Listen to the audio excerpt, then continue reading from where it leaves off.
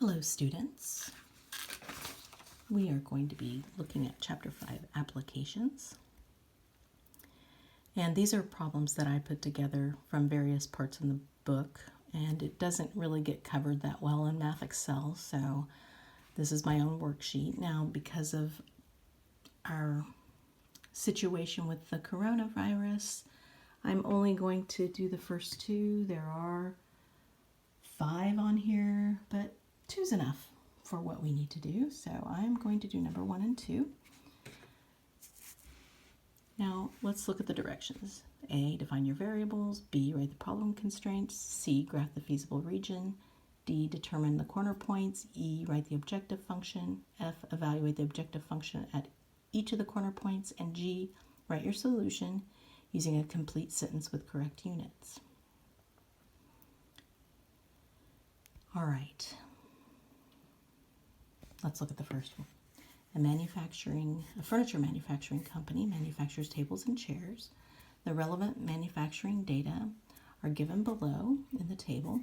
If the company makes a profit of $90 per table and $25 per chair, how many tables and chairs should be manufactured each day to maximize profit? What is the maximum profit? Now remember, these linear programming problems are all about maximizing and minimizing. So we're looking for maximum and minimum, and that is called the objective, and that's where we'll get our objective function. So I put OBJ over here for objective, and this is more on the objective function. What is the maximum profit?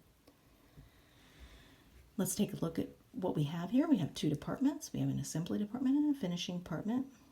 The assembly department can put together 8 chairs, 2 tables with this maximum labor hours, so that you can't go over that many labor hours.